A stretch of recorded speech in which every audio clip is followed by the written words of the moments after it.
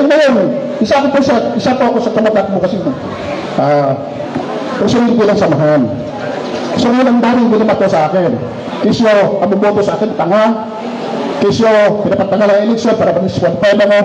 Ang daming sa Chibrotse. Sabi ko, kaya natanong ko sa sarili ko, ginto ba yung tambakan? Nagkaroon ba lang kahigpit ang sitwasyon dito? Pinapatanong ko ngayon sa puso kung ano ang estado o kung kailan ang schedule po ng election. Babalikan pa namin kayo. Mamaya-maya lang. Kasi kasi may virus kasi kami nga sa virus namin. Napakita na bigyan na ng remotasyon sa pinagbuhatan yung dating mga kasyoro, yung katabi namin dati. Nabigyan na ng remotasyon sa pinagbuhatan, hindi ka na maaaring magiging membro o magiging officialis man o anumang kalagayan dito sa tambakan to. So may mga tao na nabigyan na ng remotasyon doon sa lugar na yun, sila pa ngayon halos na hari-hari sa tambakan to. So yun po ako sa akin na sana magiging fair tayo, di ba? Kung nararapat para sa lahat, ibigay mo sa lahat. Huwag yung para sa kamag-anak mo, kapit-bahay mo, kaibigan mo. Yun na po yung concern natin doon. Sige po, i-inform po natin ang puso tungkol doon sa concern ninyo. Sana po, huwag na lang sana magiging one-sided lang kasi unfair naman. Kaya sabi ko nga, huwag na kayo pag-isip kung gano'n para gusto ninyo. Diba? Sige po. Thank you much, thank you po.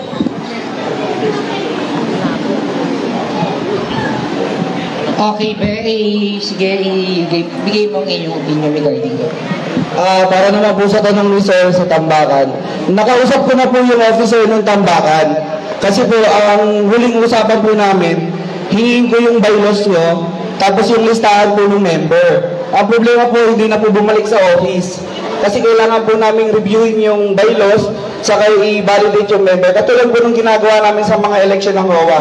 Marami na po kami napaggandakan ng election ng HOA dito. Nandito po ang Bangbang, Miguel Sebio, Mariano Lacandaso. Marami po kami kasi sinusunod po namin yung bylaws po ng HOA. So yung sa validation naman po ng member, kailangan namin makita yung member kasi marami po kayong member. So may mga nangungupahan din po doon na baka nasa bylaws nyo na hindi po pwedeng bumoto.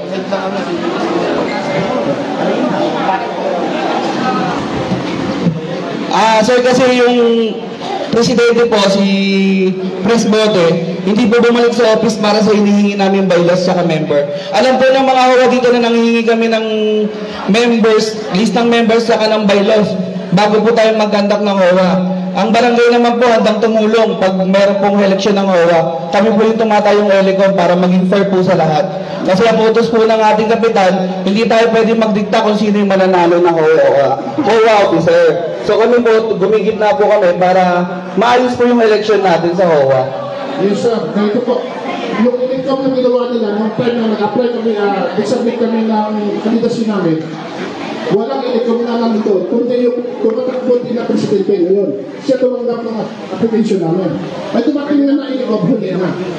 Ang nangyari po kasi hindi bumalik yung mga officer ng Tambakan sa amin sa office. Kasi sabi ko nga po, kung kailangan nyo po ng Elecom, pwede po kami. Ang hinihingi lang po namin yung letter na nag-request po kayo na maging Elecom yung office ng barangay secretary.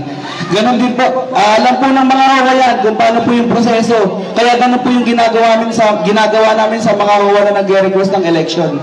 Mayroon na sila Elecom.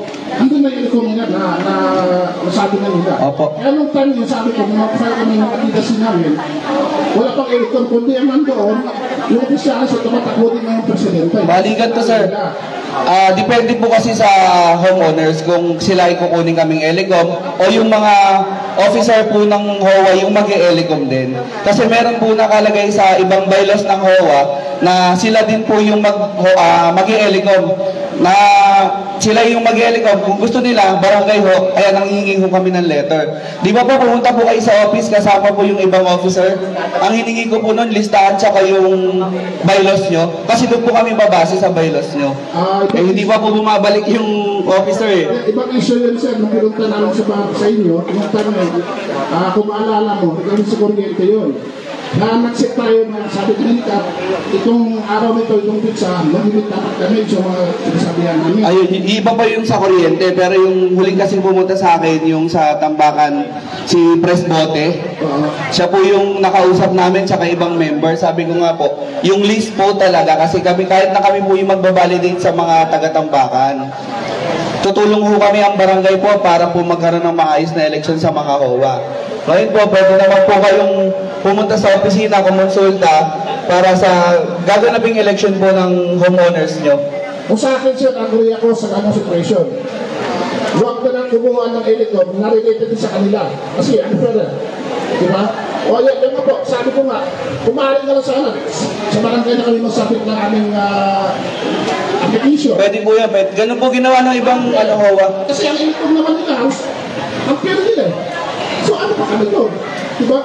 So at saka ito pa, yung mga old members, maraming na nalalapat, na bago lang halos dyan sa area na yan. Pero nakalagay kasi sa City Hall, para maging qualified ka sa pabahay ng City Hall, at least 15 years ka nagpaya sa Pasig. Tama. At least nakadalawang buto ka sa tatlong butuhan. Eh, tanong ko, paano naman ang ginawa nila ng member na 3 years, 5 years na lang dito? Ano mangyari sa kanila? Pero ginawa din ng member. Basta po nasa bylaws po nila yun, ng HOA, wala po tayong magiging problema. Wala po sa bylaws ng HOA yun. Kaya hinihingi ko po yung bylaws ng homeowners ng Tambakan. So hindi kayo binigyan, sir? Wala pa pong bumabalik sa office. O sige po, ako mismo bibigay sa inyo. Sige po, pwede po. Punta lang po kayo sa opisina para po ma-check natin yung bylaws niya po. O, kasi ang sabi naman ni sir, kung ano nakalagay sa bylaws, yun ang dapat susundin. Sabi ko, agree naman ako doon. Eh, nung time na mag-pension sila, hindi malang dapat daw puputuhin. Sabi ko, nakalagay sa bylaws ng dito. Kung hindi na ginatuloy. Tama po, dapat masunod ng bylaws. Kaya nga sabi ko, kung bylaws ang susundin, eh, maraming malalag na. Lalo na yung Kaya nga po ipavalidate po ng barangay. So baka pwede bigyan nyo lang sila ng copy ng bylaws and then isa rin po sa mga observer, kasama po ang puso.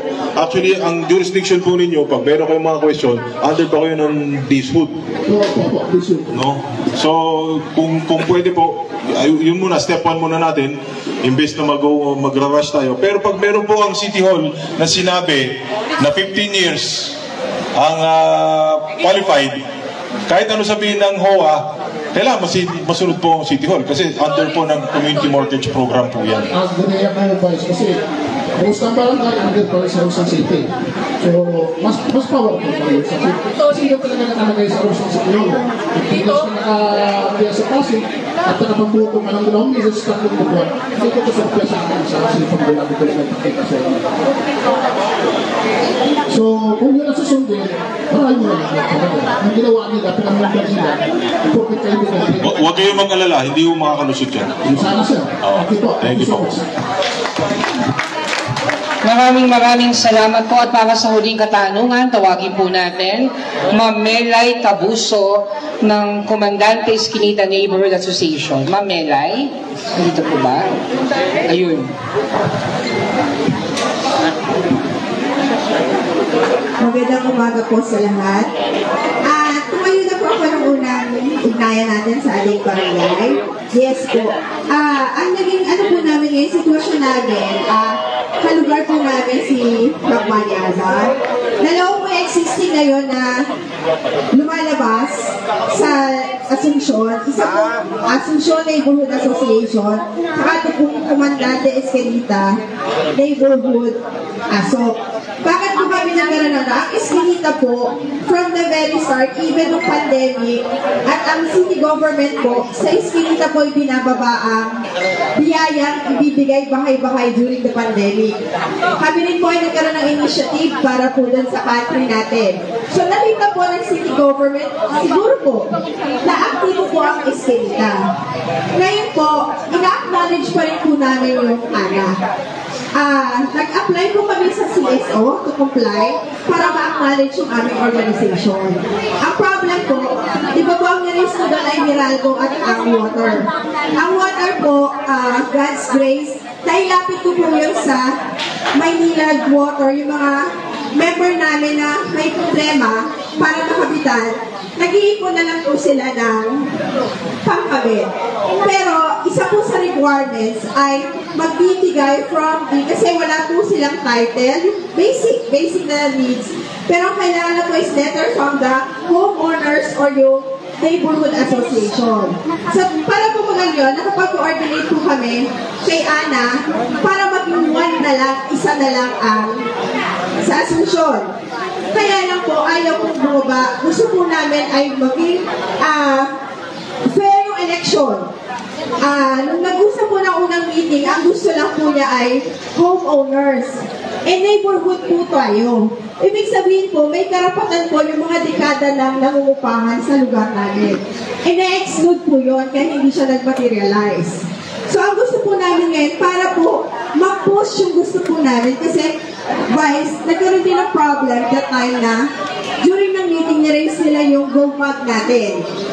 Yung go bag, na meron daw hindi nabigyan kasi po, ang sinisisi ay ang barangay, si barangay captain. So, in-explain po namin sa iba na it's the city government ang nagbababa per barangay, hindi barangay ang magbababa sa mga barangay. So, niresolve na po natin yun. Ako po, kasama yung mga member namin, nag-survey po kami sa Asunsyon. Anong purpose po ng survey namin? Kasi marami pong opportunity na open ang barangay para sa solo parent, out of school youth. So, ang purpose po ng pinasurvey namin para malaman ang population, ilan ang out of school youth, ilan ang solo parent, ilan ang senior, at ilan po yung families. Families na umupahan naman o hindi, sariling bahay, ilan po ang nakatira sa Asunsyon. Para wala pong problema pagka po magbababa. Kasi pwedeng sabihin sa barangay, meron kami 171 families. So, walang maiiwan, walang sosobra. Kasi alam mo na yung populasyon ng ano. Kaya lang, nagkaroon po may 80% nakuhaan namin. So, may 20% ang naging kukusyon nila pagkaroon ng eleksyon. Magkaisa. Open po kami doon. The problem is, hindi namin mag-pursue yung ibang gusto namin gawin. Kasi nga po, sino po i-acknowledge ngayon? Si Comandante Estelita ba? Or si Ana? Asunsyon Neighborhood. That's the problem. Pero, thankful kami kasi makikita niyo po yung difference ng Asunsyon ngayon. Kalinisan, may disiplina. Basura po hindi namin na problema yan kasi nadidisiplina ang taga-Asunsyon na ilabas ang basura nila pag oras ng daan ng truck. Ang lugar po din namin, kung ma-observe ninyo, wala na rin po umiinom sa kalsada. Magkaroon ba ng umiinom, pagdating ng alas 10, pack up po yan. So, yung disiplinadong San Miguel, ina-apply po yan din sa amin sa lugar. Kasi kapitbahay lang naman po namin si Kapman. Ang gusto lang namin, Vice, hindi masayang yung opportunity kasi tulad po nun, gusto namin magpa-request ng manhole. Mapalitan siya kasi may mga nadidisgrasya. Sino po i-acknowledge ng city government? Kami po ba? O sila? Sino po ang may rights na mag-request? Kasi kami po, gusto namin siya i-push through. Kaya lang, sino po? Kami po kasi nag-ano sa CSO. Ang Ana is hindi. So, sino po kayo? Pero existing po ay Ana. Hindi pa po kayo nag-uusap, dalawa? Nag-uusap po kami, maraming pagkakataon. Ano na rin si Kap, marami na rin ang secretary, marami pong pagkakataon, pero ayaw po niya talagang bumaba. Ako naman po kasi, presidente ako ng Estelita, alam po nila yan sa lugar namin, hindi po pinapa-acknowledge yung pwede kong ibigay sa community. Kami po ay really may ginagawa parang community na activity na nag-cater po o nakikinabang kay pamilya at mga bata. Pero sa amin po yung initiative. Even without the help of the government, city government. Pero meron po kami maybe. So gusto po namin, hindi lang doon sa tapat namin, malapit namin, yung maka-cater namin, doon na siya. Kasi gusto namin na nagkakaisa po talaga. Kasi sayang po yung pagkakataon ang pagkitanig sa amin. Yun lang po. Alam niyo po, ma'am, yung problema ninyo, yan po ay pribadong problema. Yes, at saka po, Vice, hindi po namin pwedeng diktahan. Kayo medyo, hindi din ako po, besides, respeto pa rin. Hindi po namin kasi pwede diktahan ng pribado kung anong gagawin. No? Pero kung magre-request po kayo, kahit anong asosasyon, open naman po namin. Wala akong problema yun. Ngayon pa, yung mga... meron pa kayong one street ba sa inyo? Or two association, one neighborhood? Gano'n ba nangyari? Ganun po. Okay. Ang neighborhood na po talaga is yung ANA. Kami po yung Escanita, isang organization na pinatibay mo po 2008. So ilan po ang members din, 170 something? 171 yung homeowners. Kabuuan po yun ang Hindi, kasi po I have to remind you, iba po ang right ng homeowner at saka ng renter. Yes po. Ang homeowner may right mag-vote, ang renter walang right mag-vote. Kaya Yes, po ang tawag sa inyo ay homeowner. Apo. Pag renter po, meron kayong makukuha ang biyaya mula po sa ating lokal na pamahalaan, mula sa pamaskong handog, sa go bag, lahat po ng biyaya ng regular resident po kasi based on residency ang pagbibigay ng serbisyo ng ating pamahalaan. Pero pagdating po sa homeowners, iba po yan. Ang rights ninyo bilang homeowner is different from the right of a renter. Now, ang advice ko lang po sa inyo, kung gusto nyong slowly ma-push or ease out yung isang homeowners, damihan yung members ninyo. Kunin nyo lahat ng member, pa-member mo sa inyo, huwag nyo na pa-member sa kapila. Kasi kung wala siyang isasabit na membership, kayo ang kikilalanin ng ating city, hindi po siya. Noted. Okay. Salamat po. God bless them. Maraming salamat sa mga taga-barangay San Miguel. May follow-up to. Ako ay Vice President din po ako ng Solo Parent Association of San Miguel. Nadinig ko po kasi yung problema niya. Gusto ko na po sanang erase. Sa amin po kasi 2 grupo po sa ngayon. Yung sinabi niyo po na lahat po ay bibigyan. Medyo po kasi ako doon. Kasi po nagdodoble na po yung naibibigay na po. Naintindihan ko po, hingi po kami, member po namin, member din nila. So sila rin po yung nakikinabang. Yun nga po, actually, malaki yung problema namin yan sa pamahalaan. Dahil ang solicitation po namin, sa office ko lang sa Pasko, 5,000 po humihingi na asosasyon. Sa kukunin yun. Di ba? Pambigay sa 5,000. Kaya ngayon po, nangyayari, yung iba gumagawa, same members, different association, para lang makahingi. Again, nasa tao rin po ang disiplina di ba? Hindi naman namin pwede sabihin sa tao na hindi kayo pwede magtayo ng asosasyon dahil yan ay isang private matter. So ang ginagawa po namin, chine-check din po namin kung sino yung mga opisyalis, kung pareho po, para sa gano'n, hindi na nagdodoble. Kasi gawain po talaga. Minsan, kung pupunta kay Councilor Buboy, hihingi siya ng parapol. Pupunta kay Councilor Saibel, pupunta kay Councilor Angelo, pupunta kay Councilor Cory. Tapos, Office of Vice Mayor, meron pa kay Mayor. Pag-uwi, isang truck ng mga appliances ang inuwi para sila nag-shopping sa Abenson. Pero, sa amin naman po, kami simple. Yung pondo po ng City Council, meron po kami, naglaan po kami para sa ganyan. Para sa ganun nga, hindi na bumunod sa bulsa ang ating mga konsehal. So, naglagay po kami yung pondo para sa pamaskong, alay pa sa salamat pala, ang tawag sa amin. Yung alay pa sa salamat. So, sana, para mo naman mabigyan yung lahat, huwag naman po sana gawin yung sinasabi nyo. Kasi, kawawa, ipis na mabigyan namin yung iba na wala, nakakadoble, triple pa minsan yung isang samahan.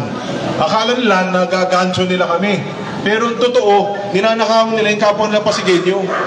So ito po yung sinasabi ko na kailangan po natin baguhin yung ating malasakit sa kapwa, di ba? Yung isipin natin na hindi po tayo pwede utak talangka. Natapakan natin yung ating kapwa Pasigenyo para makaangat o makaahon o makaisa.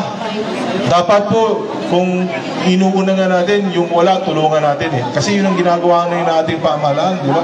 Under the leadership of Mayor Vico, talagang nais po natin baguhin ang ating pakikitungo sa isa't isa. At ulitin ko po, tayong lahat maging solusyon sa problema. Huwag tayo magdagdag sa problema ng ating ilitin. Okay? Maraming salamat. Okay, maraming salamat po ang Sangguniang Panglungsod at tatanggapan ni Vice Mayor Donald Jaworski. Nagpapasalamat po sa inyong lahat. Palakpakan naman po natin yung mga organisasyon nandito. At syempre, para bumati ang ating mga councilor, unahin natin ang mula sa SK Federation, Councilor Casey Costillas.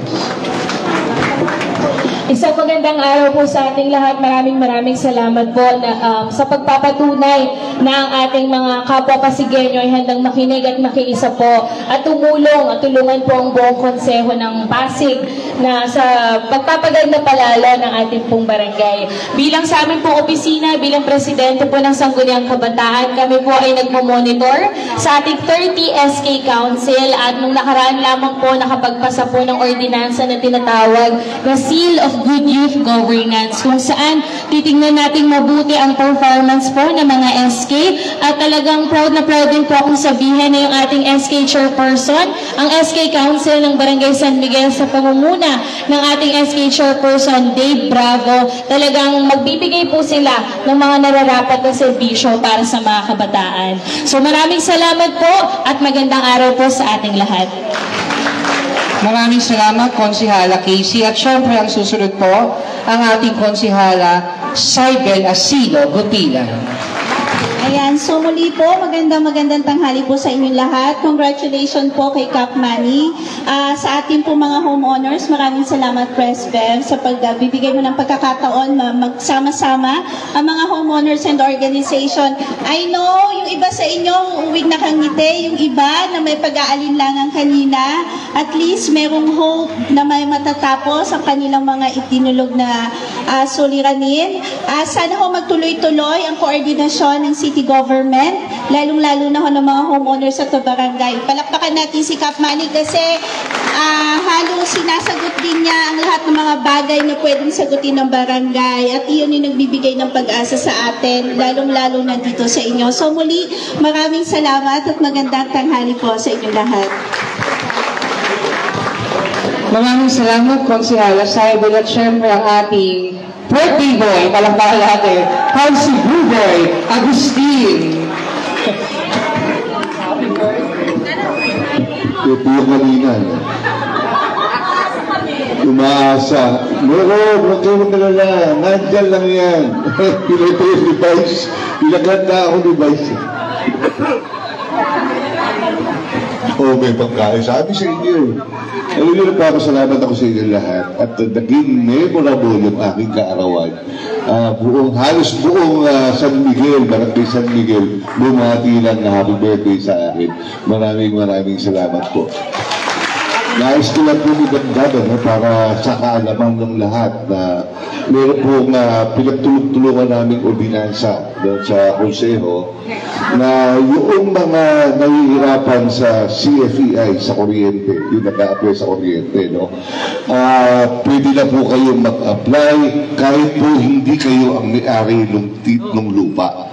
Kahit hindi sa inyo, wala po kayong proof of ownership, pwede po kayong mag-apply. Basta po, member po kayo ng urban pool.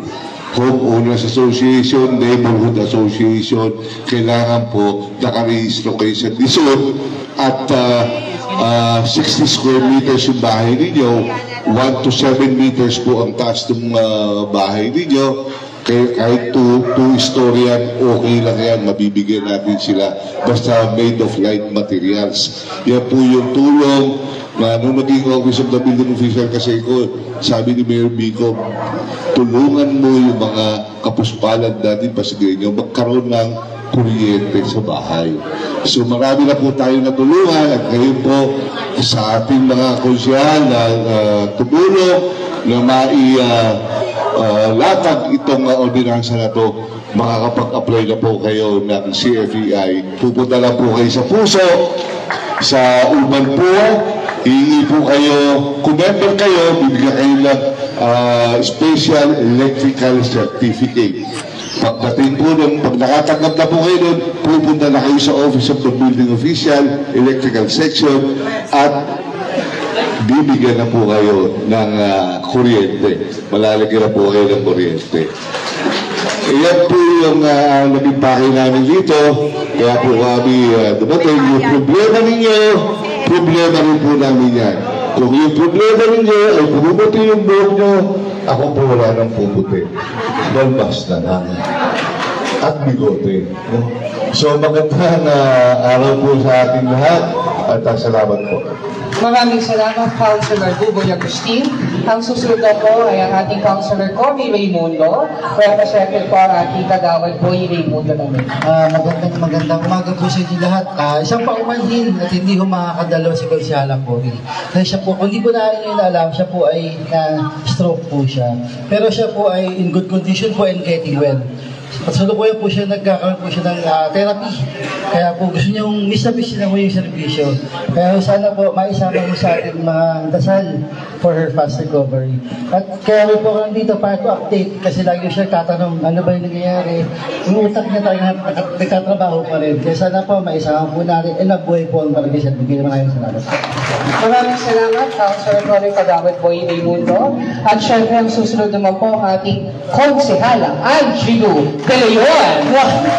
Magandang hapon po sa inyong lahat. Maraming again salamat sa pakikiisa sa isang guni. Dahil tunay naman po, nakita niyo naman po na talaga namang mga kabarangay, mula kay Cap Manny, sa bunang mga kanyang kagawad, of course kay Vice Mayor at sa aming lahat sa Distrito 2. Makita niyo sana na hindi lang tayo maging disiplinadong San Miguelenyo. Pwede po ba yun?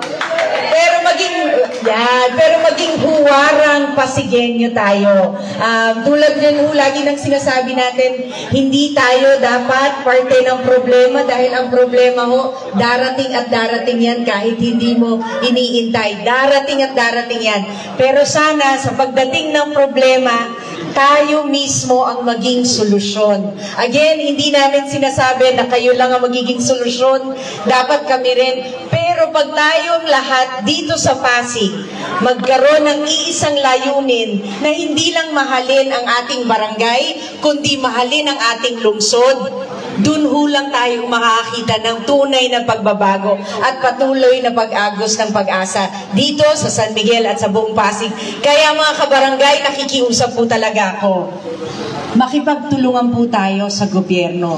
Huwag ho kayong mag-alala, maaasahan niyo ho ang gobyernong meron kayo. Pero gusto namin sana na asahan rin na tutulungan niyo rin ho kami. Pwede ba yon? Kaya maraming salamat at isinanggunin niyo sa amin lahat ng mga problema niyo at naniniwala ho ako, lahat po tayo ang magiging parte ng solusyon. God bless us all. Magandang hapon po sa ating lahat. Maraming salamat sa Pride ng San Miguel, Magsihala Angelo De Leon. At ang susunod naman natin, ang ama ng Barangay San Miguel. Palakpakan po natin, Cap Manny Alba!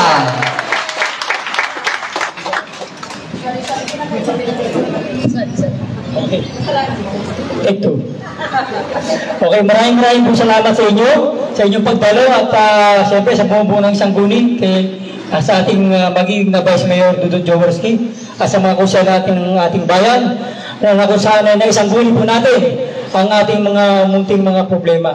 At nandiyan naman sila tutugon at nandito rin po ang Barangay Council para tumugon sa mga pwede nating maitulong. At sasabihin ko rin sa inyo na kung merong may problema po sa inyong looban na medyo madilim, ako po ay nagpa-purchase ngayon ng solar na ilaw. Magsabi lang po kayo sa ating tanggapan at ipatrabaho po natin sa engineering na magkaroon kayo ng liwanag sa inyong mga iskinita. At ganun din sa ating senior citizen, yung inyong kahilingan ay matutupad na po. Hihiling po ako ng isang pagpupulong po sa mga susunod na visit po kita hanggang Biyernes. Pwede po next week. Gusto ko po kayong makausap. Yun lang po. Muli magandang tanghali na. At alam ko yung kumakalam na ang inyong sikmura. At meron namang pa-birthday si Vice kay si Buboy na patanghalian para sa inyo. Maraming po salamat. God bless sa Barangay San Miguel. Maraming salamat, Cap Manny Alba. Matanong ko lang po ba, natawabo ba kayo sa mabilisang aksyon? Sa mabilisang solusyon? Ang nasa likod po niyan, palakpakan natin, Vice Mayor Dudut Jaworski.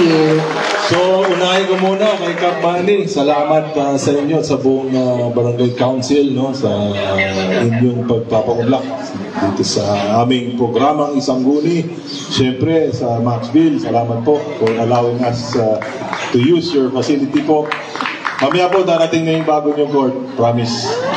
At siyempre sa ating mga konsehal, salamat. Marami po silang trabaho ngayon. Katulad ng sabi ko, ipapasa po nila yung AIP. So meron silang 1 week, no, to scrutinize yung ating budget. Sa ating executive department po, mula sa engineering, siyempre, palakpan natin. Ang Meralco, nandito rin. Ang ating Banday Pasig, andyan din. Ang ating mga Peace and Order Department, lahat ng mga tumutulong na sa atin. Ang Sendro, nandyan din. So, papasalamat kami sa inyo. Sana, yung mga pinag-usapan natin ngayon, gawin niyo yung trabaho natin ng maayos. Yun lang naman pakiusap natin dahil syempre gusto rin natin pakita sa ating mamayan na ang gobyerno ay nandito para mapagaan ang kanilang buhay, mapaayos ang kanilang komunidad dahil at the end of the day, para tayo makahingi ng tulong sa inyo na mapaganda ang ating lungsod ng Pasig, gagawin din namin ang aming pinakamagandang serbisyo para makapaglingkod ng tapat sa inyo. Huwag po kayong magmamadaling umalis. Yung mga hindi po nagsayang, huwag kayong mag-alala, may pa-birthday na si Buboy, andyan ang inyong lunch ready to be served. Magandang umaga po. God bless po ang Barangay San Miguel. Maraming salamat. Wait lang po tayo. Inaanyayahan ko lang po ang ating mga konsyal na tayo lang po kayo dito sa harapan. Digit po ang mga barangay kagawa. Dito po tayo sa side na to at representative. Kayo naman po mga nakaupo, tayo po tayo. Harap po tayo sa likod. Ayun si Oreo. Oreo, kaway ka nga, Oreo. Tingin lang po tayo kay Oreo, mga kaibigan. Okay, ready? Tingin lang po tayo. Ready? 1, 2, and 3. Isa pa po. 1, 2, and 3. Isa pa po. 1, 2, and 3. Maraming salamat sa mga barangay staff ng Barangay San Miguel. Isa pa. Sa tumulong. Kanta natin si Buboy. Happy birthday to you. Happy birthday to you. Happy birthday, happy birthday, happy birthday to you. Upo lang po tayo mga kaibigan. Maraming salamat sa barangay staff ng Barangay San Miguel sa pagtulong sa amin sa venue, sa ating mga homeowners na nandito nag-asikaso, sa ating mga kagawad, kagawad Apple Pinito, kagawad Ringo Gerico, kagawad Jason Aquino, kagawad Dandan Bravo, kagawad Diego Miguel Comisti, kagawad ng Mario D. Enriquez, kagawad Rodolfo Reyes, at syempre sa ating mga leader na batangan, sa ating ST Chairperson, John David Bravo, sa mga ST kagawad, kagawad Mark Leron Garcia, kagawad Don Carlos Begudon, kagawad Charity Hernani, kagawad Mary Miles Casitas, kagawad Carlo Ero, kagawad Daphne Concepcion, kagawad Jose Emery, Mahilia, maraming salamat po sa inyo lahat, sa lahat po ng mga homeowners, asosasyon, at iba-ibang grupo nandito. Maraming salamat po.